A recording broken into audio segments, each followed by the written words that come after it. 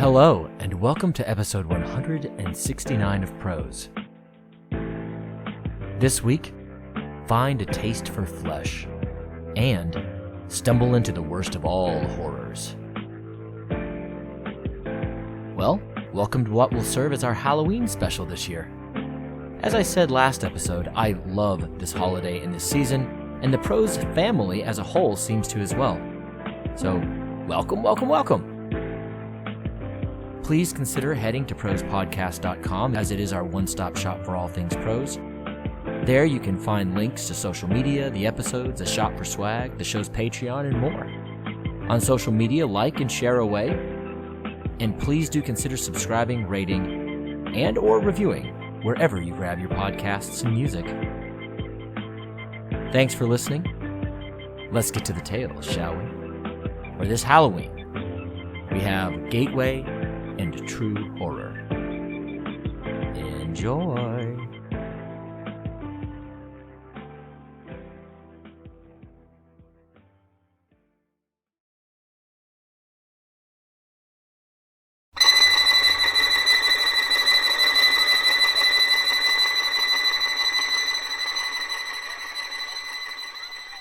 Gateway, an original short story by Jared I. McGee.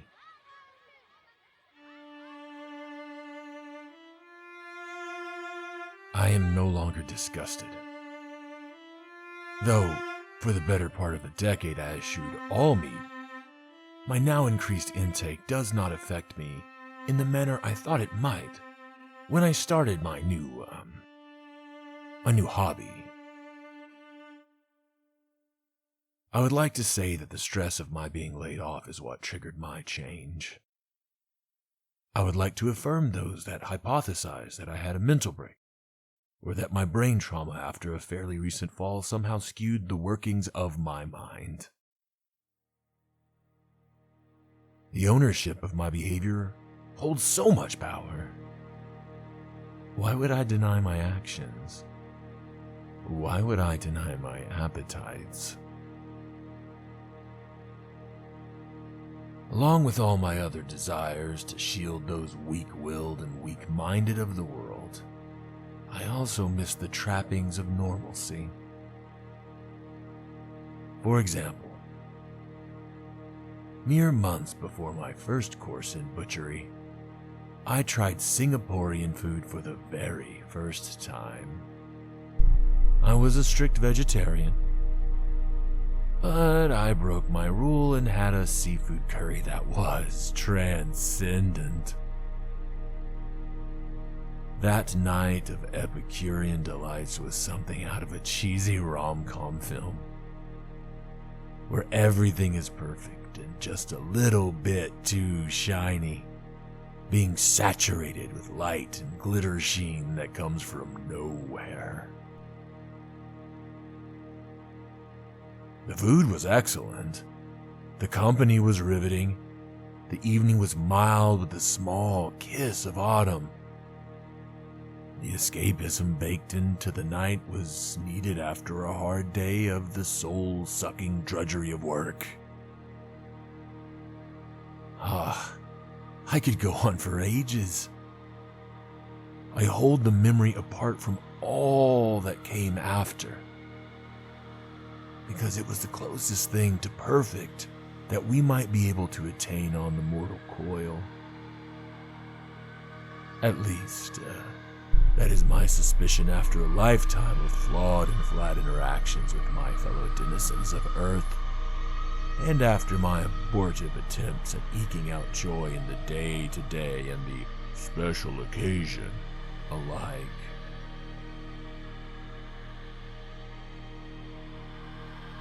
Despite my holding that memory apart from the subsequent, I also credit that seafood curry as a potential reason for my consuming human flesh for the very first time. The mix of brine and sweet coconut broth that played on the tongue was something that awoke my senses. The animal part of me picked out that the salts and fats swirling around on my tongue were born of a once living creature. Something had to die to make this experience possible. When you think about it, isn't that thrilling? That we upright apes floundering around this world pretending like we have any real purpose or meaning consume those around us. Sometimes for need, but more often for pleasure. It inflames and inspires the soul, does it not? Our fuel is life.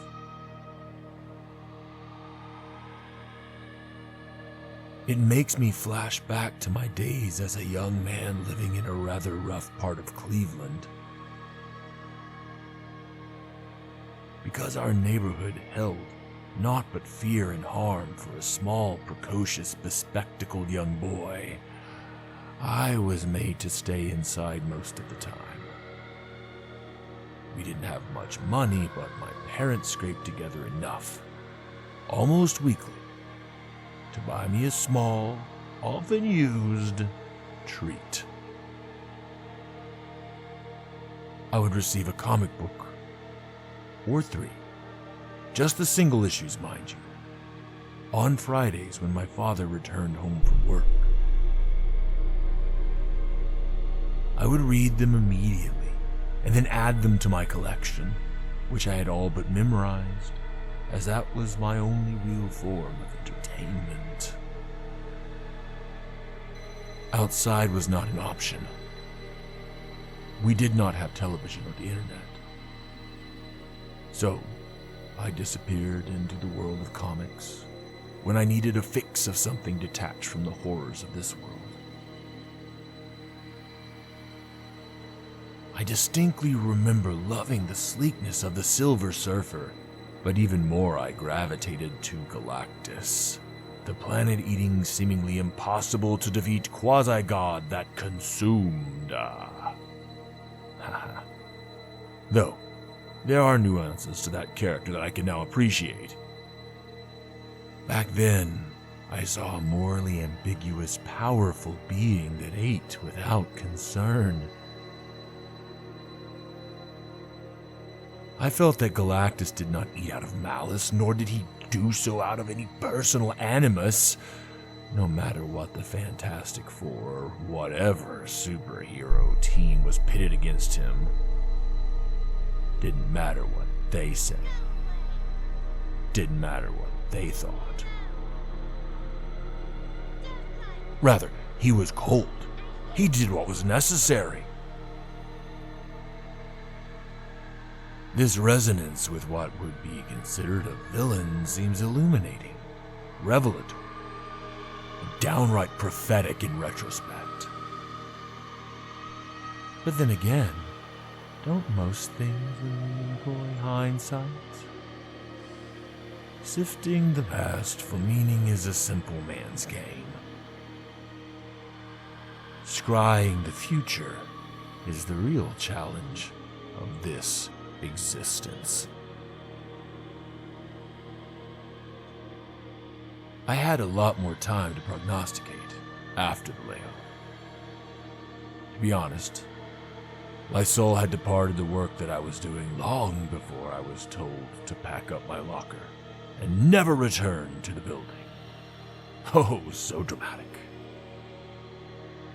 My 2 severe concussions on the cutting room floor, just 2 weeks apart, are what my peers would like to blame my change in behavior on, but I know in my core that my shift was nothing more than a shedding of a shell. A becoming into, an evolution to who and what I truly was. By the time I got the boot, my real work was focused elsewhere. Hunting the weak and the vulnerable. Then hunting the strong and the well-connected. I was never so desperate or childish to go rob a graveyard or mortuary. my culinary tastes and my own desire for being something greater, something more, ran too deeply, too strongly. As I honed my craft, I could not help but daydream of the fabled markets of old Melanesia in the South Pacific. Markets where savvy businessmen and businesswomen hawked flesh by the pound to anyone who would have it. Maybe myth. Maybe colonialist propaganda. Sounds heavenly to me.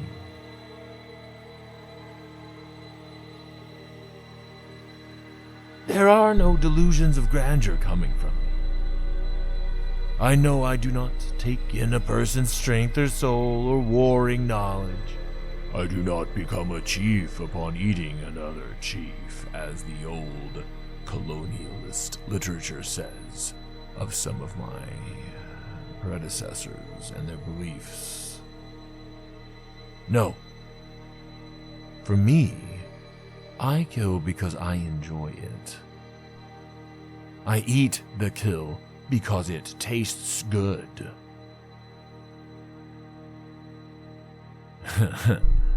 The ownership of my behavior holds so much power. Why would I deny my actions? Why would I deny my appetites?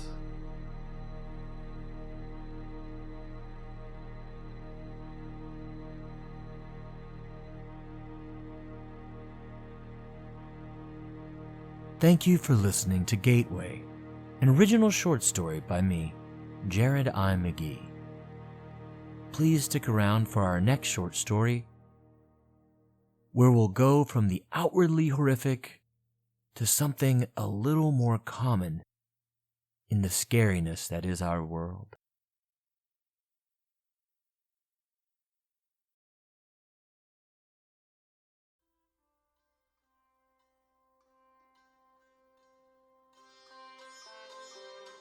True Horror, an original short story by Jared I. McGee.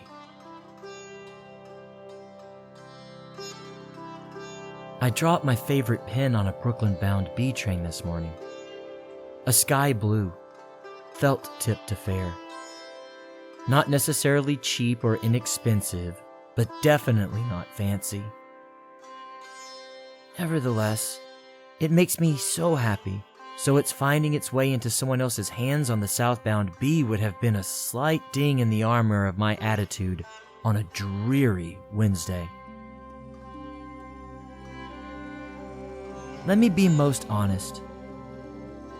It would have thrown me off enough to have a bad day. A really bad day. Those small things matter when you don't have much to cling to, you know?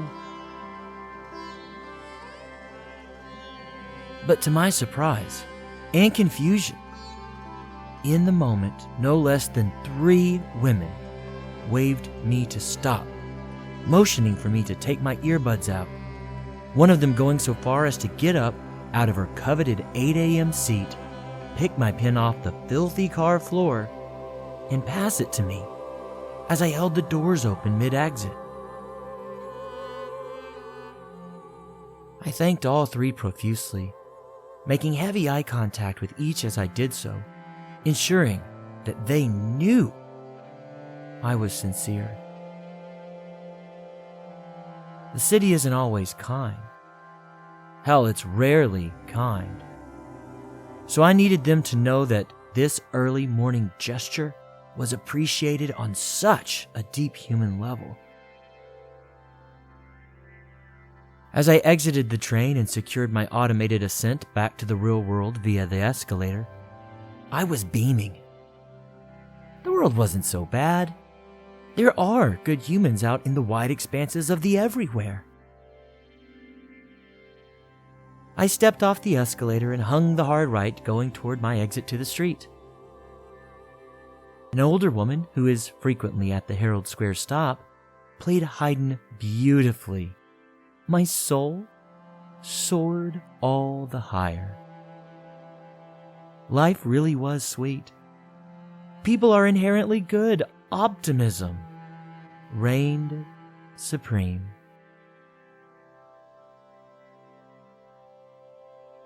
Haydn faded as I was met by the honking hubbub of the Wednesday morning rush hour. All that rancor being expressed through horns and brakes took the shine off those faint echoes of classical violin, now all but inaudible. At street level, a man with no legs asked me for $1. He sat, unmoving, but rather loudly yelling in his wheeled apparatus. I couldn't call it a wheelchair because it wasn't. I could not even meet his eyes. Why do people beg for cash in the 2020s? Who carries cash anymore? I couldn't help. The man lobbed a curse at me, calling me a rich asshole. I am not rich.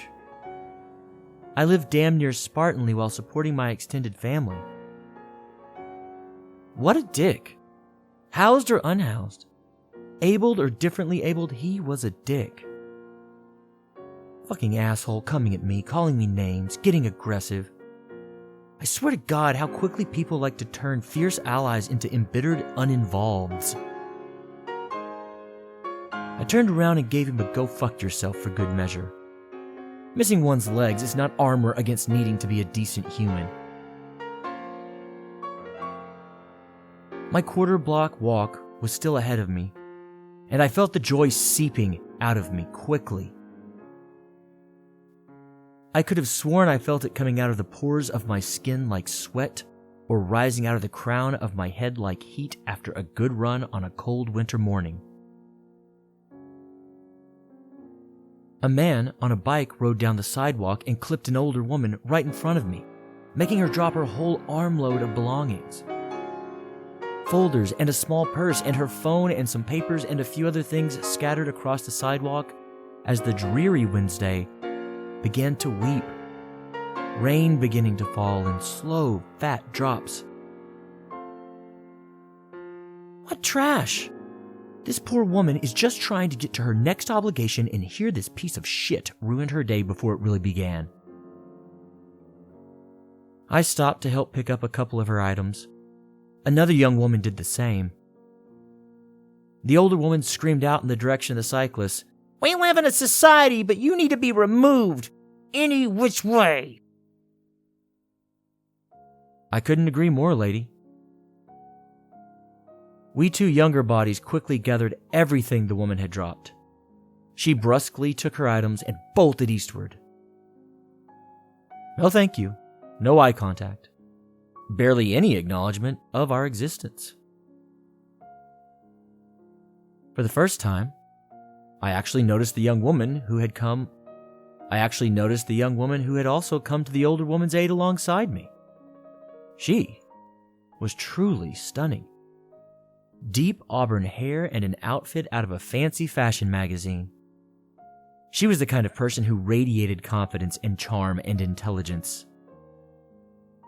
Could you keep your eyes off my chest and fuck right off, man? God damn this fucking city. She fumed as she stomped westward, leaving me in the double wake of two very angry women. I was shaken. I was downright horrified.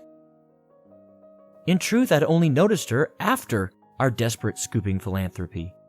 And then I'd only noticed her deep red hair and her nice clothes. I stood, mouth working, looking like a fish desperate to be tossed back into a lake.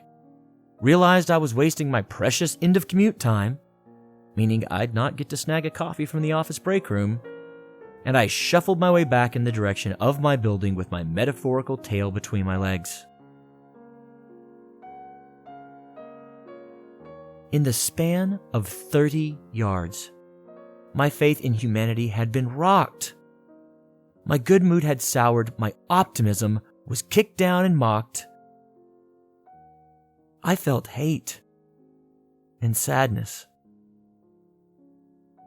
Cynicism feels more natural when out and existing. For the rest of my day, I wrote with my bright little favorite pen,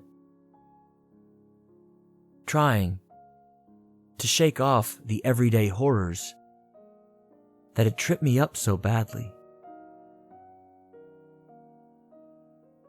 My little pen didn't bring me the joy to which I was accustomed.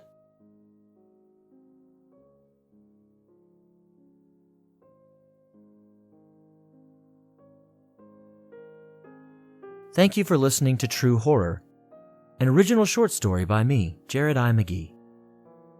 All sounds that you have heard across the episode come from freesound.org or YouTube's free music library.